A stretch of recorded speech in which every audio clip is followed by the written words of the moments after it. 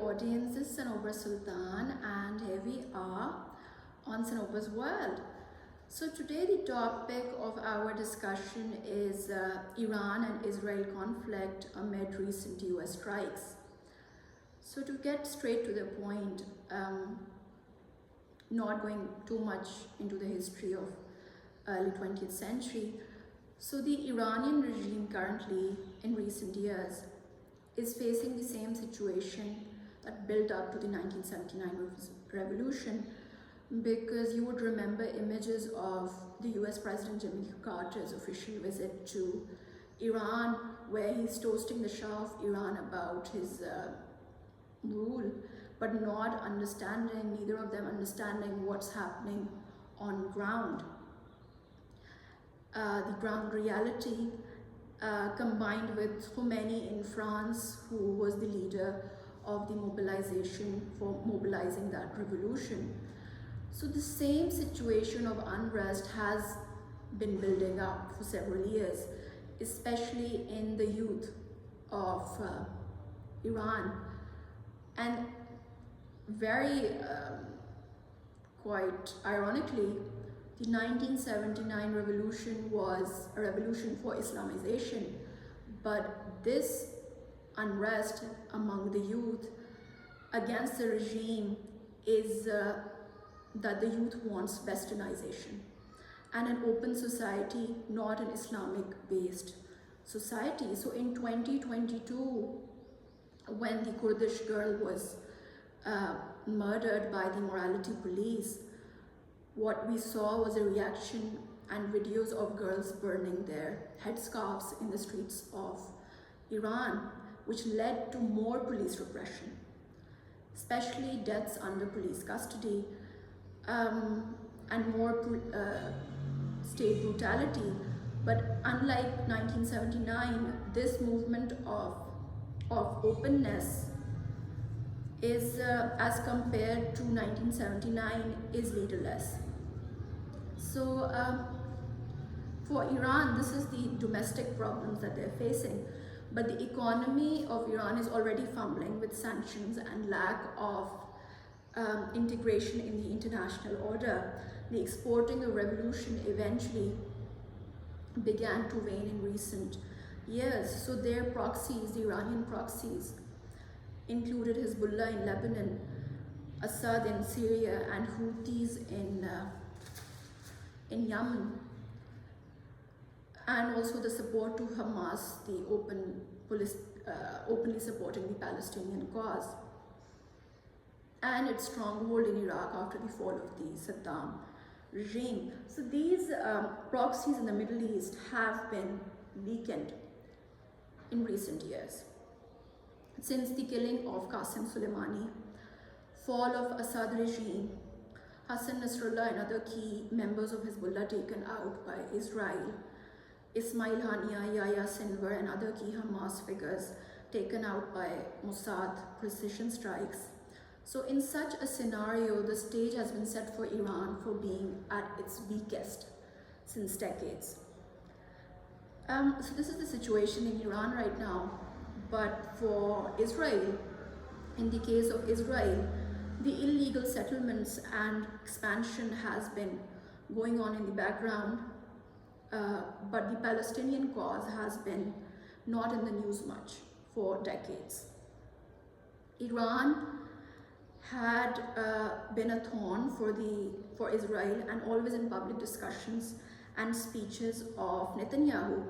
But more recently, Netanyahu has been embroiled in his own domestic problems. This included charges of corruption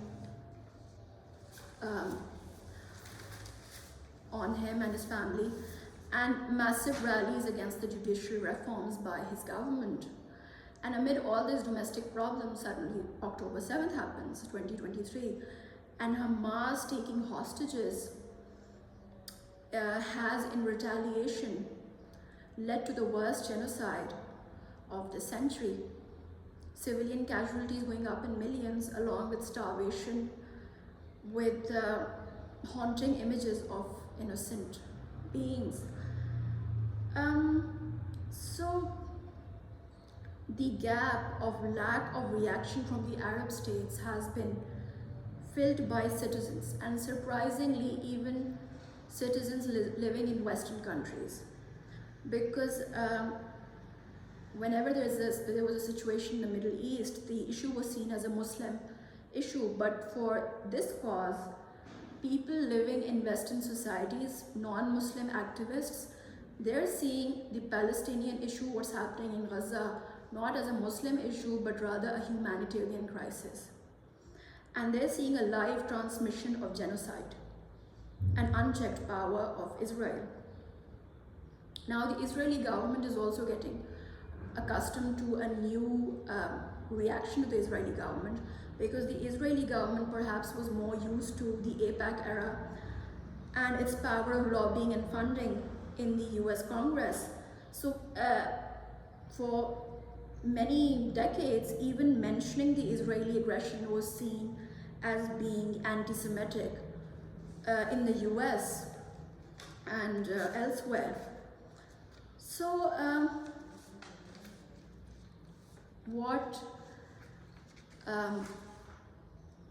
after the whole Gaza situation, Iran, what we saw was that Iran's slogans against Israel and cause of the Palestinian cause since the revolution has been seen as hollow, as the genocide in Gaza was not considered a red line. So there was no reaction by Iran on the ground. This gives the impression that the Palestinian cause was not a red line for Iran. And this is especially stark compared to its retaliation to Israel against its own territory. Right now what we're seeing, missile strikes. But this means that the Palestinian cause, the Gaza issue, was never a red line, because they did not retaliate like this last year or the year previous to that.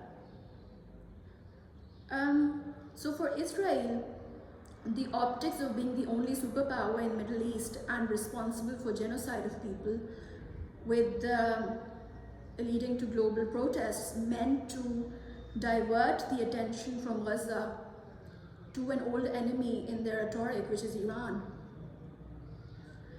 Because the mass genocide of Palestinians is a one-sided conflict with nobody retaliating in Gaza. These are civilians, purely civilians, who are being harmed, and the casualties that are happening. So Israel knows that it's military supremacy, but to reinvigorate in its own citizens the existential crisis and to divert a lack of what is happening, the response from the Arab states, it has decided to go back to its original sort of bad guy in their books, which is Iran. So the loss to Iran is both of lives, infrastructure, economy, and no respect of territorial sovereignty, as B-2 bombers were launched on nuclear sites by US. So Iran's response is not only defensive but of legitimacy of its regime. A theocratic Muslim government places too much emphasis on the bravery of a few, as in Karbala, against a mighty power.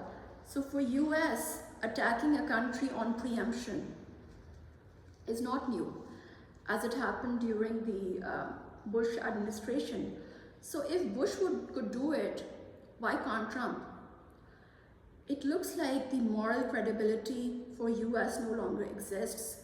With the US, the world is no longer unipolar or bipolar, but strongly multipolar, and countries are increasingly looking at their own placement in the international order, with concerns that the Trump administration is not willing to take the responsibility of being the world leader, but increasing tariffs and looking from strength from within of Make America Great Again. However, the US population has never been as polarized in recent decades as it is now.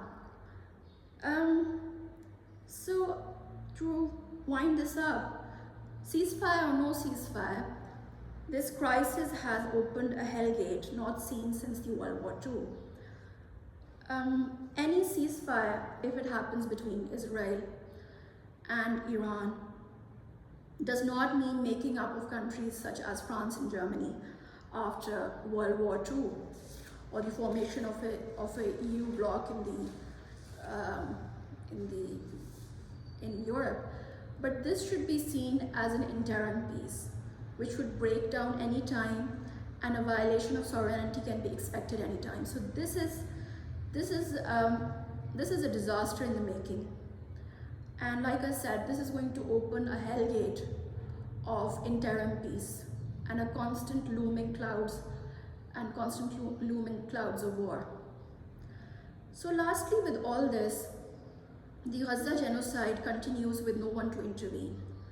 As Muslims, it is absolutely disgusting that the Muslim world responded to Gaza as worry about your own borders, because Muslims have a concept of being brothers in faith, and the mass mobilization of citizens of Muslim countries want their states to take reaction against the violations by Israel, but the states are not willing to take that step.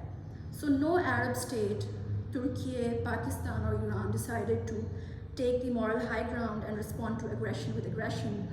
So after 2 years, Iran being the champion of Palestinian rights has